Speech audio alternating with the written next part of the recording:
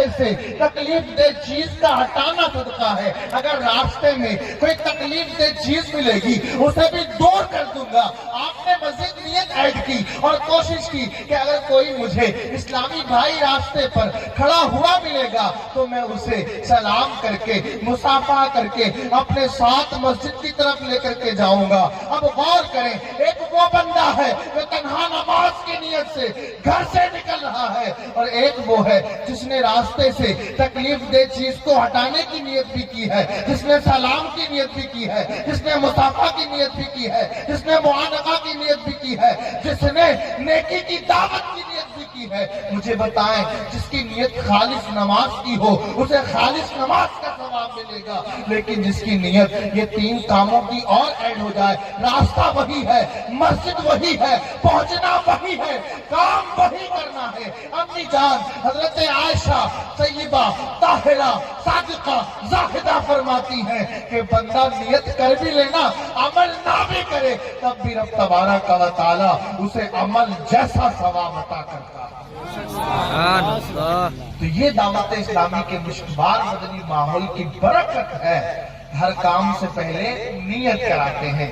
آئیے ہم بھی خالی بیان سننے کی نیت سے بیٹھیں گے تو ایک ثواب ملنا ہے، مزید اس میں ایڈ کر لیتے ہیں تاکہ ثواب بھی زیادہ ہو جائے اور ہمیں نیتیں کرنا کس طرح ہوتی یہ بھی معلوم ہو جائے۔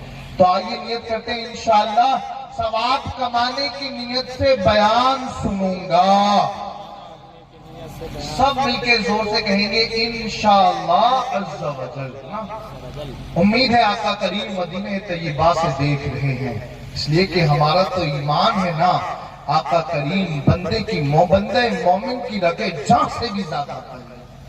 آقا سے بڑھ کر کوئی بھی قربت نہیں رکھتا جتنی قربت میرے مصطفیٰ ہم سے رکھا ہے۔ اس لیے امید ہے کہ آج کے اس سیوان کے مبارک اجتماع کو مدینہ طیبہ سے مصطفیٰ کریم کی نظر عنایت دیکھ رہی ہے، اس لیے زور سے انشاءاللہ عز و جل کہیں، انشاءاللہ ثواب کمانے کی نیت سے بیان سنوں گا۔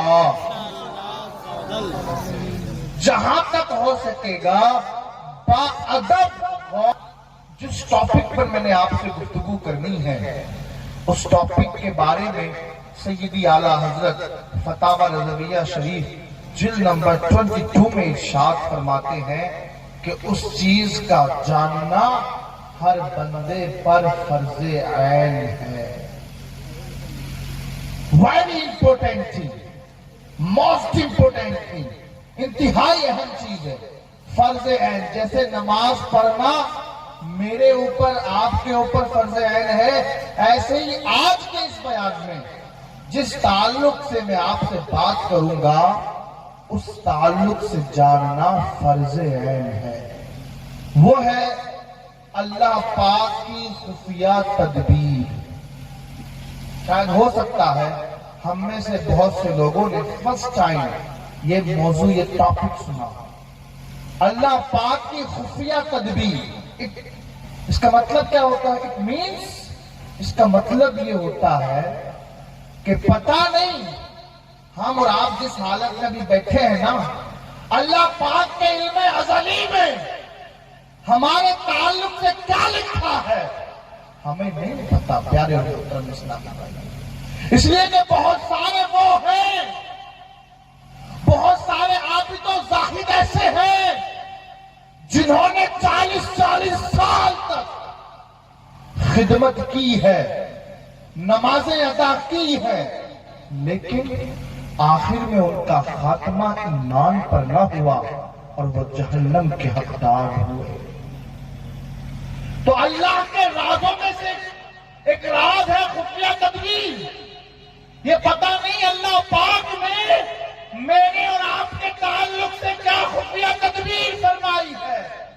ہم نہیں جانتے کہ ہم ایمان سلامت لے کر اس دنیا سے جائیں گے یا نہیں جائیں گے۔ میرے پیارے اور محترم اسلامی بھائیوں، سیدی اعلیٰ حضرت فرماتے ہیں اللہ پاک کی خفیہ تدبیر سے ڈرتے رہنا یہ واجب العین ہے، اس کے تعلق سے جاننا یہ فرض عین ہے۔ الحمدللہ دعوت اسلامی کی مشکبار مدنی ماحول کی برکت سے آپ اور ہم آج اپنے اس فرض عین کو ادا کرنے کی کوشش کریں۔ خفیہ تدبیر کا مطلب میں نے آسان لفظوں میں آپ کو بتانے کی کوشش کی ہے کہ پتہ نہیں میرے اور آپ کے حوالے سے اللہ رب العزت نے کیا تدبیر فرمائی ہے۔ آئیے پہلے جسے ہمارا تذکار ہوتا ہے درود پاک کے متعلق ایک فضیلت سنتے ہیں، اس کے بعد پھر آگے بیان کی طرف بڑھتے ہیں۔ بہت بڑی بلکہ کروڑوں لوگوں کے امام ہیں حضرت امام شافعی رحمت اللہ تعالی علیہ۔ حضرت امام شافعی رحمت اللہ تعالی علیہ یہ 4 ائمہ میں سے ایک امام ہے۔ 4 مسالک و مذاہب اس دنیا میں پائے جاتے ہیں، جیسے کہ ہم حنفی اعظم کو مانتے ہیں، کچھ حنبلی ہیں جو امام احمد ابن حنبل کو مانتے ہیں، کچھ شافعی ہیں جو امام محمد بن ادریس کو مانتے ہیں، کچھ مالکی ہیں جو امام ہیں۔ ان 4 مذاہب میں ایک مذہب ہے شافعی، ان کے پیشوا ہیں امام شافعی رحمت اللہ تعالی۔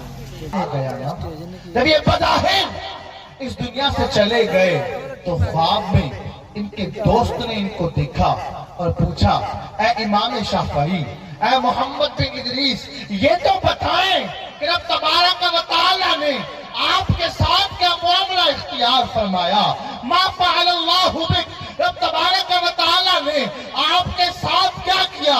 امام شافعی کہنے لگتے ہیں، تجھے معلوم ہے جب میں دنیا میں تھا، جب میں باقاعد حیات تھا، جب بظاہر میری نفس کے اندر سانس تھی، جب بظاہر میری رگوں میں دوڑتا ہوا خون تھا، اس وقت میں نے بہت خدمت حدیث کی ہے، میں نے بہت مسائل و مفاہیم کو میں نے کتب حدیث سے، قرآن پاک کی آیات سے اجتہاد کر کے امت کے لیے بہت سے مسائل کا استخراج کیا ہے، بہت سے مسائل کو نکالا ہے، لیکن جب میرا وصال ہوا اور جب میں اس دنیا سے اس دنیا میں آیا تو رب تبارک و تعالی نے میرا استقبال یوں فرمایا کہ جنت کو میرے لیے ایسے سجایا گیا جیسے دلہن کو دلہے کے لیے سجایا جاتا ہے، اور پھر مجھ پر رب تبارک و تعالی نے انعامات کی بارش کچھ اس انداز میں فرمائی جیسے دلہے پر لوگ نوٹ نچھاور کرتے ہیں،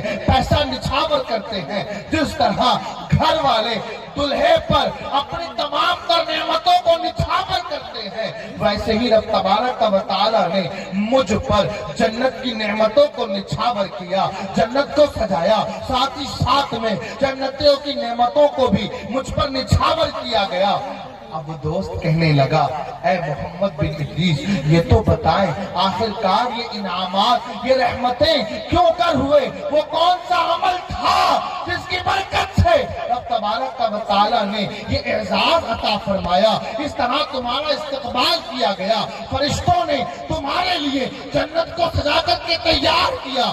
آخر بتا تو دیں وہ کون سا عمل تھا، وہ کون سی نیک بات ہے، وہ کون سی شے ہے، وہ کون سی چیز ہے جس کی برکت سے یہ سب کچھ عطا کیا گیا؟ پیارے اور محترم اسلامی بھائیوں، یقیناً آپ بھی جاننا چاہیں گے آخر وہ کون سا عمل ہے جس کی برکت سے امام شافعی کو اس قدر رتبہ ملا، اس قدر مقام ملا کہ جنت کو ان کے لیے سجایا گیا، ان پر جنتوں کی نعمتوں کو نچھاور کیا گیا۔ امام شافعی سے جب پوچھا گیا نا آخر بتا تو دیں وہ کون سا عمل ہے، آخر بتا تو دے دیں وہ کون سی راہ ہے جس کی برکت سے یہ انعامات ملے ہیں، یہ بارشیں ہوئی ہیں؟ امام شافعی کہتے ہیں یوں تو میں نے بہت کام کیے، لیکن جب مجھ پر یہ تمام در نعمتوں کا نزول ہوا میں بھی سوچنے لگا کہ آخر کس عمل کی پذیرائی کے سبب، کس عمل کے مقبول بارگاہ خداوندی ہونے کے سبب یہ مقام ملا ہے، تو مجھے ندا دی گئی کہ شافعی تو نے جو کتاب لکھی تھی الرسالہ، اس الرسالہ کتاب کے اندر میرے مصطفیٰ پر درود لکھا تھا، اور اس درود کے انداز یوں تھا، اللہم صلی علی محمد عدد ما ذکرہ الذاکرون وعدد ما غفل عن ذکرہ الغافلون۔ اے امام شافعی، اے محمد بن ادریس، جو تو نے مدینے والے مصطفیٰ پر درود لکھی تھی، اس کی برکت سے رب تبارک و تعالی نے تجھے یہ نعمتیں عطا کی۔